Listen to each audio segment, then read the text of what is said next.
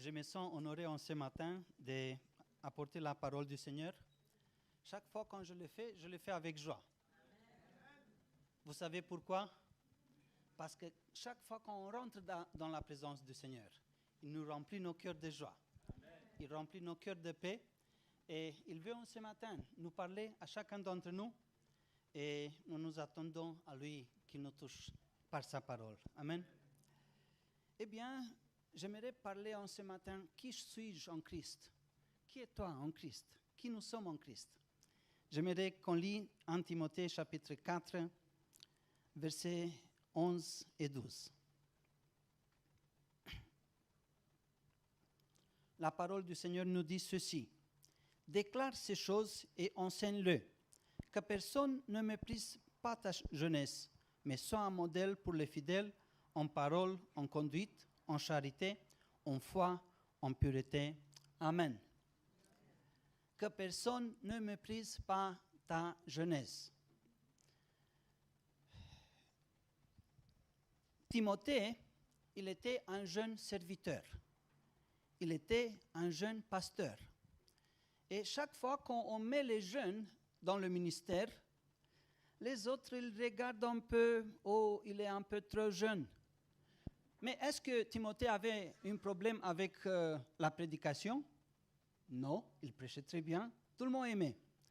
Est-ce qu'il apportait des hérésies quand il prêchait? Non, il prêchait la parole du Seigneur. Il regardait à son modèle, à Paul, et il avait un problème. Il était jeune.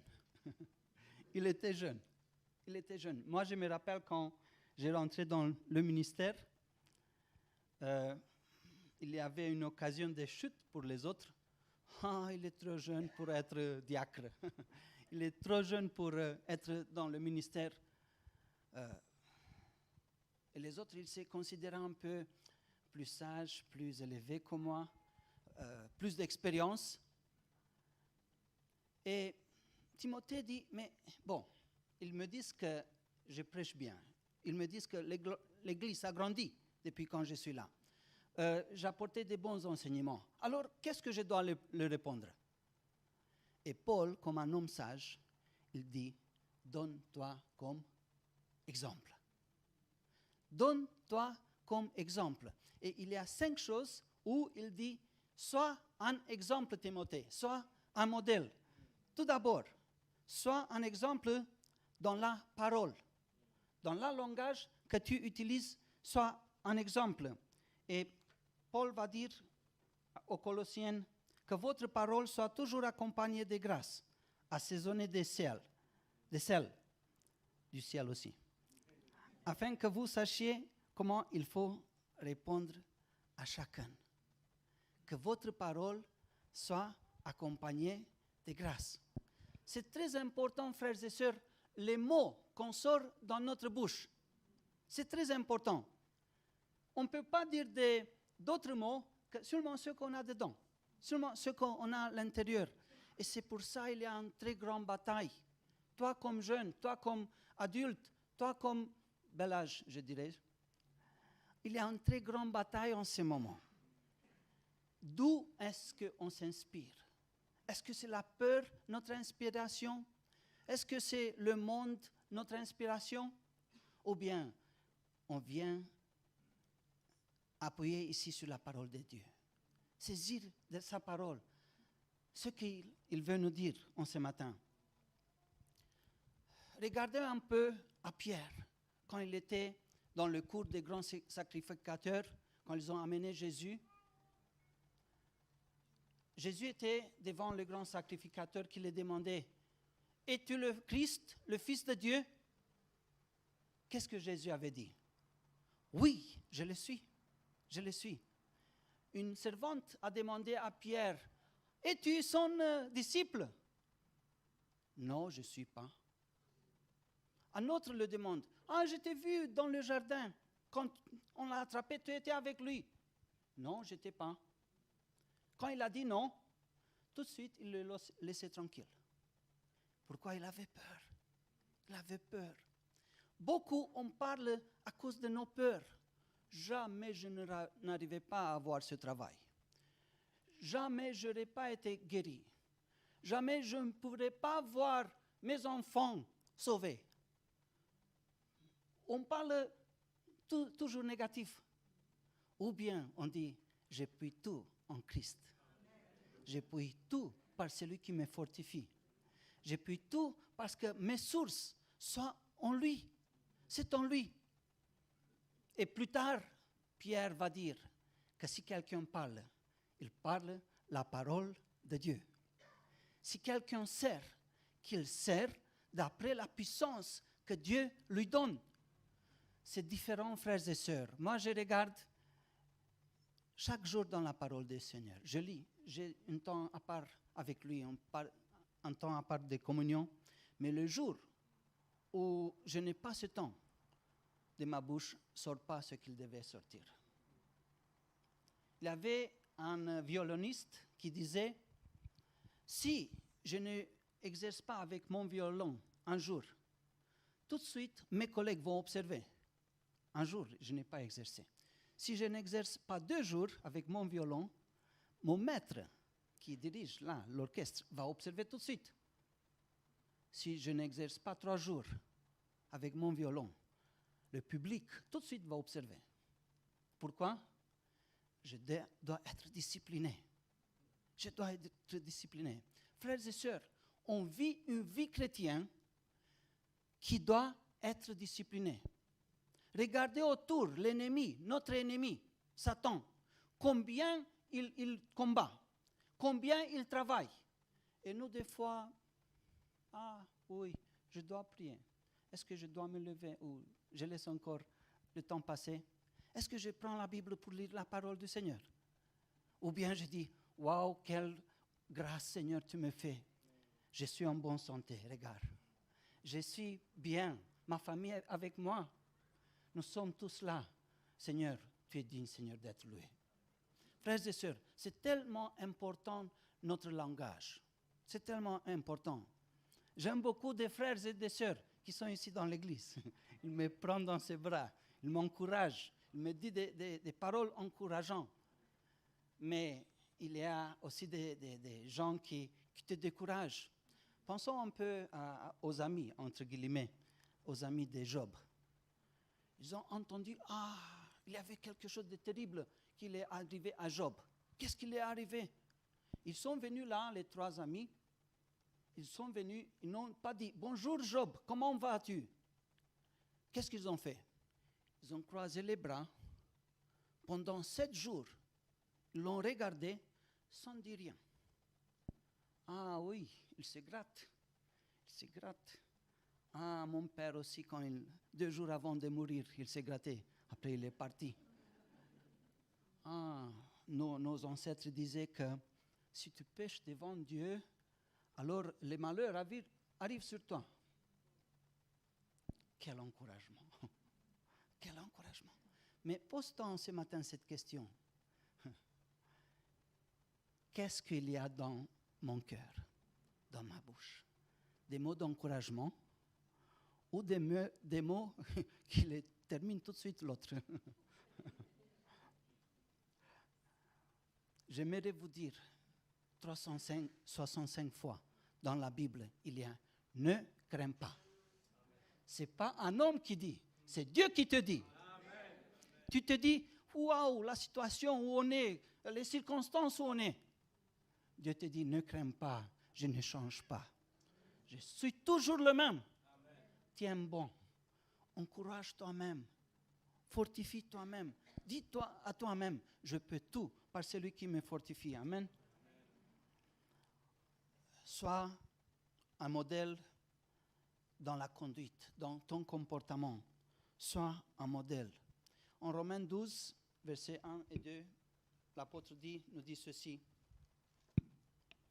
Je vous exhorte donc, frères et sœurs, par la compassion de Dieu, ne vous conformez pas au siècle présent, mais soyez transformés par le renouvellement de l'intelligence, afin que vous discerniez quelle est la volonté de Dieu qui est bonne, agréable et parfaite. Je vous exhorte. Il n'a dit pas, je vous commande, je vous ordonne. Il n'a dit pas non plus, je vous supplie. Il a dit, je vous exhorte, frères et sœurs, j'ai dit ce matin. Par la grâce de Dieu, ne vous conformez pas au siècle présent. Ça veut dire, quand tu fais quelque chose, fais-le par amour. Ne fais pas parce que tu es obligé. Oui, quand les enfants sont petits, on les oblige de venir à l'église, de chanter, de prier, de faire ceci et cela.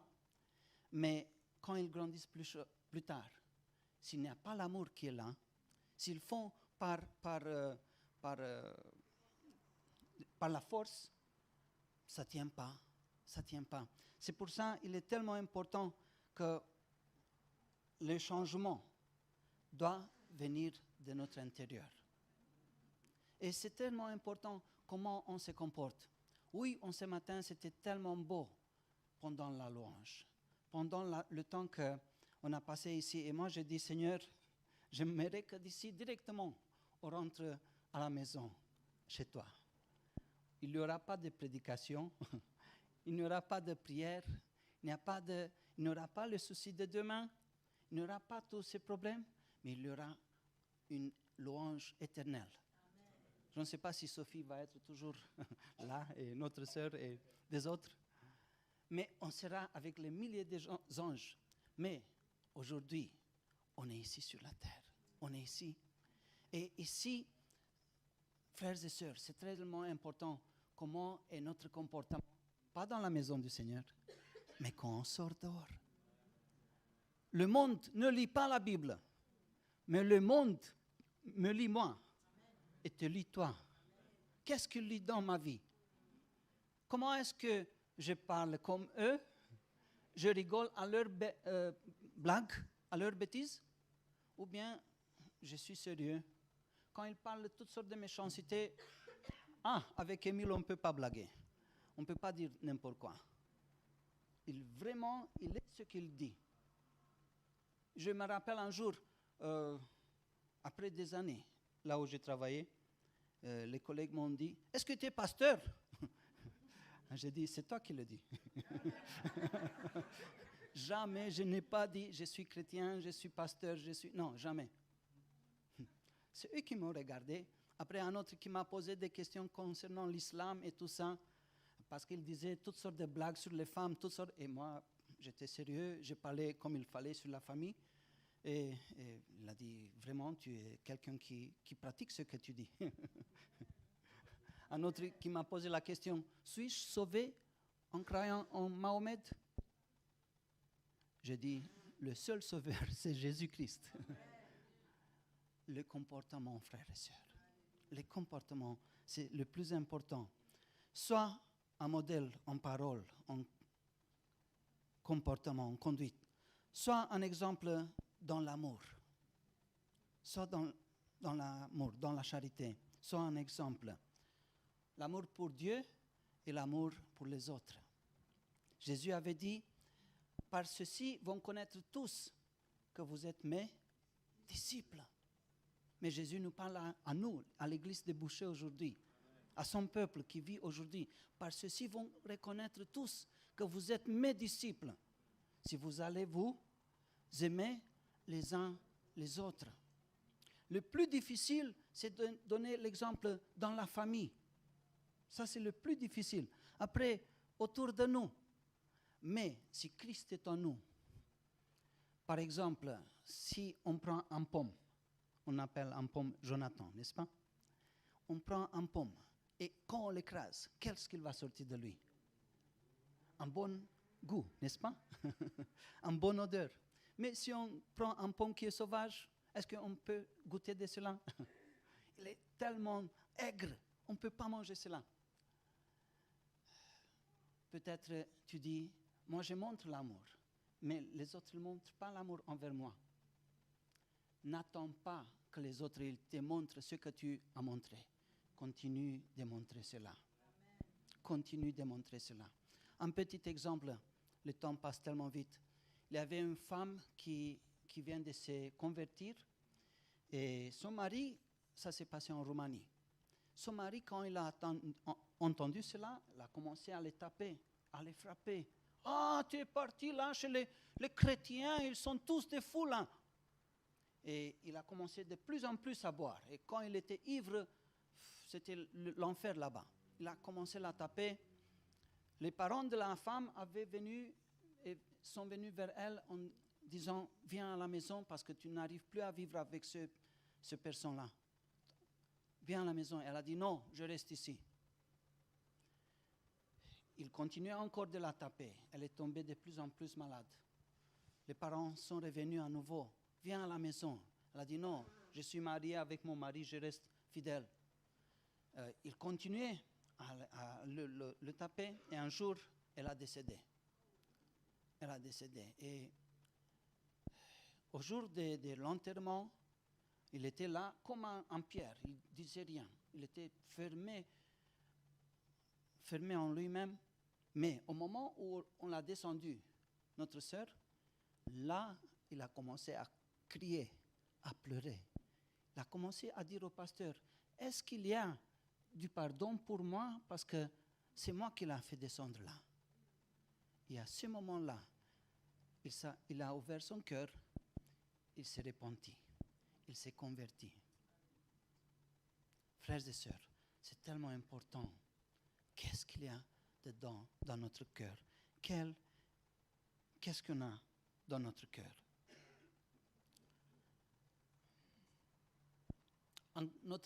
Notre chose, c'est la foi. Sois un modèle dans la foi. Qu'est-ce que c'est la foi? Les gens disent, moi je crois si je vois. Ah oui, je crois tout de suite si je vois. Dieu dit l'envers. Tu dois croire et tu vas voir. Quand Naaman, il est parti pour Élysée, il a cru qu'Élysée va venir vers lui, il va être penché devant lui. Et Élysée dit, va dans le Jourdain, penche-toi 7 fois et tu seras guéri. Oh, moi, le ministre de guerre, je dois faire ceci. Mais il y a chez nous, à Bana et par des fleuves très beaux, pas Jourdain. Jourdain, il est salé. Mais ses serviteurs avaient dit, allez, vas-y. Une fois, encore une fois. 7 fois, pas seulement une fois. 7 fois. Quand il sort, comment il sort? Guéri. Il saute de joie. Pourquoi? Parce que tu dois croire. Et ensuite, tu dois voir. Peut-être en ce matin, tu es venu ici et tu dis, ah oui, c'est beau la parole, mais est-ce que tu sais ma situation? Peut-être tu étais au médecin et le médecin t'a fait une liste là. Et quand tu regardes la liste, tu dis, waouh, qu'est-ce que ça va être avec moi? Tu dois dire, je peux tout par celui qui me fortifie. Par ses meurtrissures, j'ai été guéri. Par ses meurtrissures, j'ai été guéri. Combien de fois Dieu nous a touchés? Combien de fois Dieu a intervenu pour nous? Dieu a intervenu pour nous. Pourquoi? Parce que c'est la foi.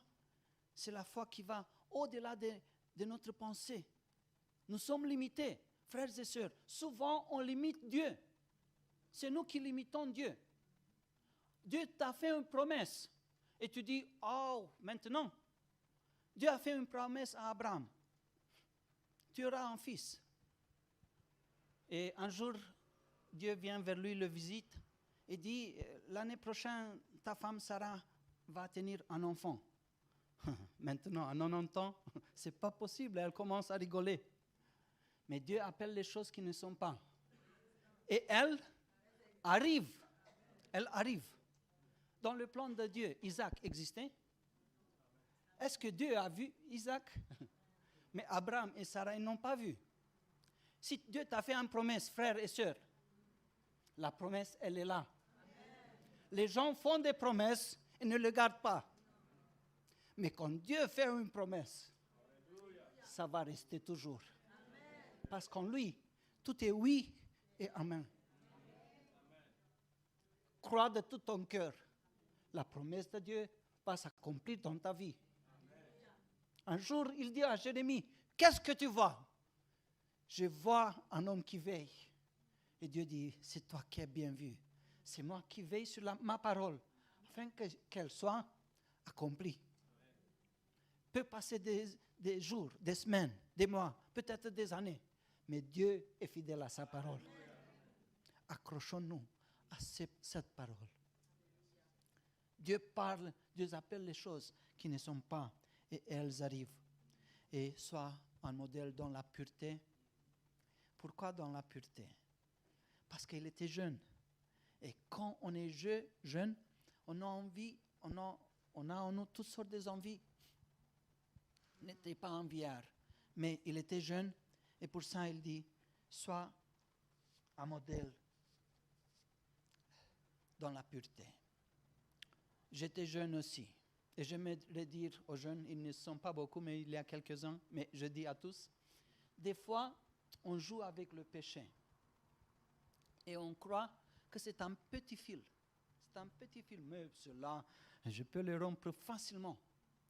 Mais au fur et à mesure que le temps avance, le petit fil devient une grosse corde. Et à un moment donné, tu te dis, comment est-ce que je suis arrivé là?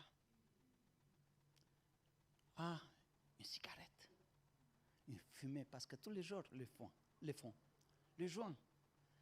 Un petit verre d'alcool. Un petit d'autres choses. Et un petit tout au début. Un petit. Et après, tu arrives à dire, je n'arrive plus à laisser de cela. Si tu veux être un modèle, sois un modèle dans la parole, dans la conduite, dans la charité, dans la foi et en pureté. Frères et sœurs, c'est tellement important de connaître qui suis-je. Quelle est mon identité? C'est très important de connaître ça. Et un jour, Dieu dit à Moïse, va, délivre mon peuple Israël. Et Moïse dit, Seigneur, oui, j'ai essayé quand j'ai eu 40 ans. Je pensais que je pourrais. Mais à 80 ans, le Seigneur dit, je serai avec ta bouche. Quand tu vas parler, c'est moi qui vais parler avec toi. Par toi.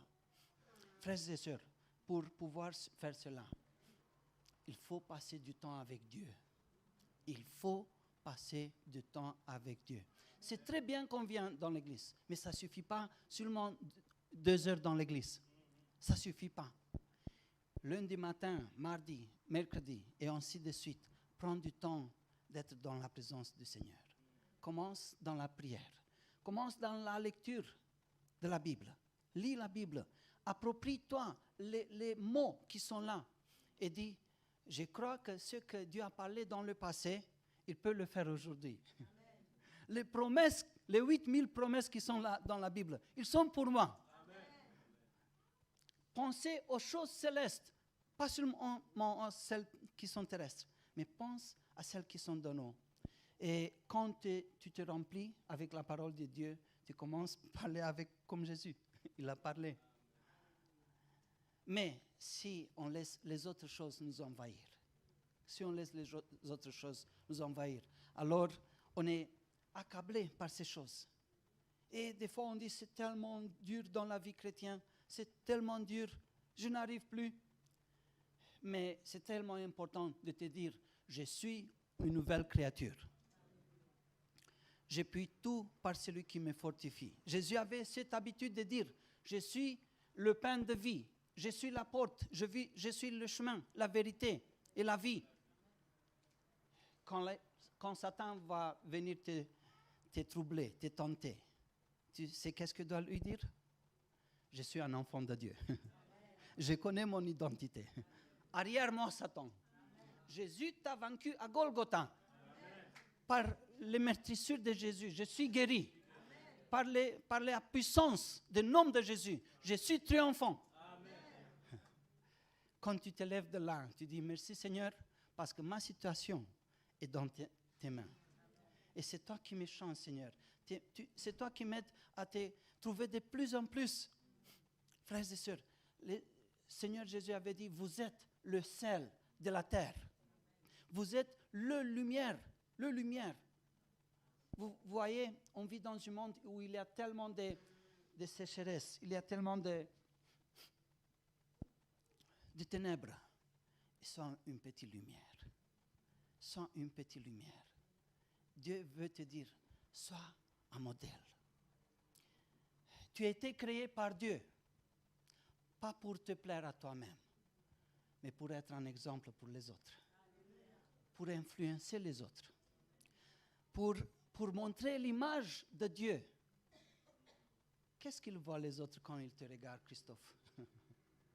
Jésus. Quand ils regardent un autre frère, une autre sœur, ils voient Dieu en toi, qu'ils voient Dieu en nous. Amen. Nous sommes le sel de la terre. Nous sommes la lumière. Nous sommes quelqu'un qui est précieux devant Dieu. C'est pour ça quand Paul dit à Timothée, sois un modèle, il dit, sois un homme de qualité. Vivre une vie de qualité. Essaye de vivre cela. Et peut-être beaucoup de jeunes, ils disent, mais je priais, j'ai jeûné, j'ai lisé la parole du Seigneur, mais je ne sens pas Dieu. Pour sentir Dieu, il faut toute une vie. Il faut un exercice, il faut une discipline. Pour arriver à lire la Bible tous les jours, on ne peut pas de temps en temps. Non, il faut être discipliné. Mon fils, Joshua, il est dans l'armée. Depuis quand il est là, il est discipliné, il est ordonné. Quand il me parle avec audace. Il est très carré. Il n'a qu'un an d'armée. Il lui reste encore 4 mois. J'ai dit, ah oui, tu parles, mais tu parles avec un général.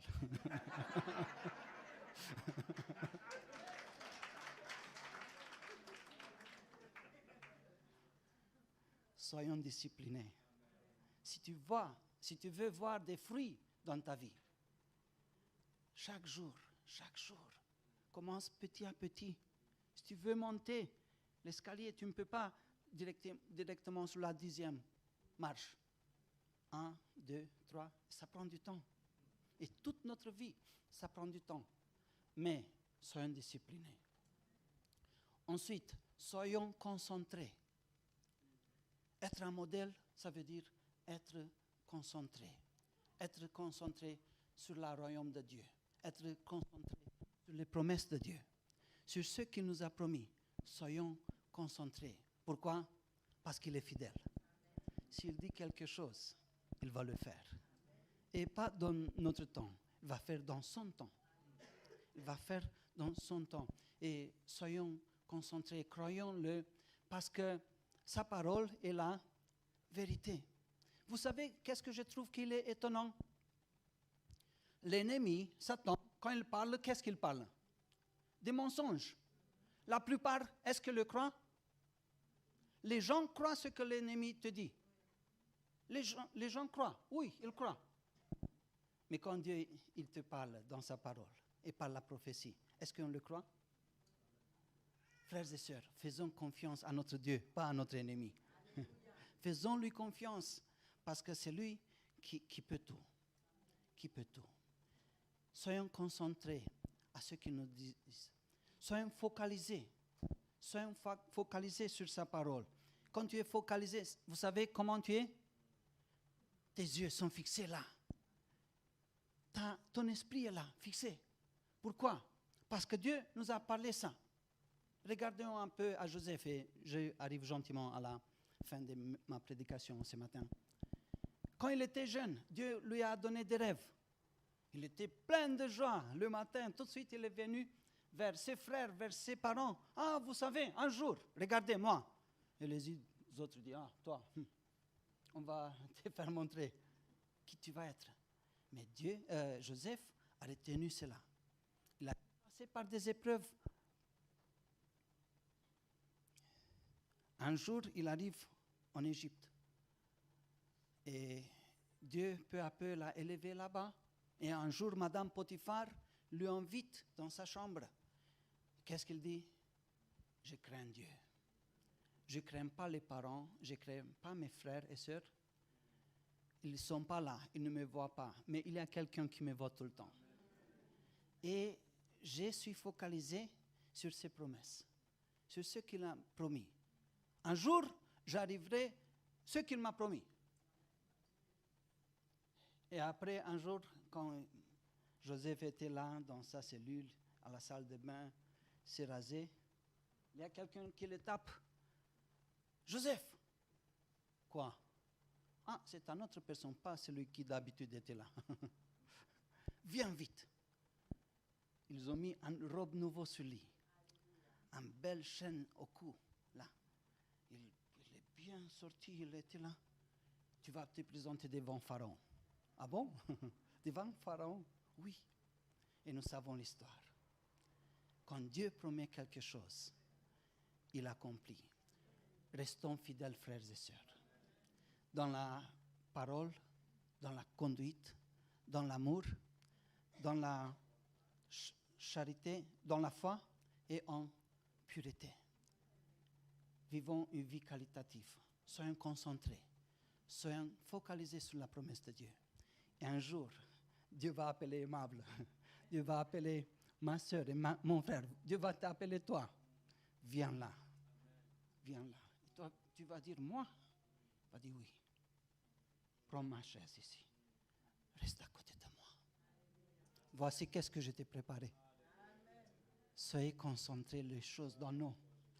Croyez que Jésus, il arrive bientôt. Et pose-toi cette question ce matin. Comment est-ce que je veux vivre? Un modèle ou un chrétien comme tous les autres? Que Dieu nous aide à être un vrai chrétien. Amen.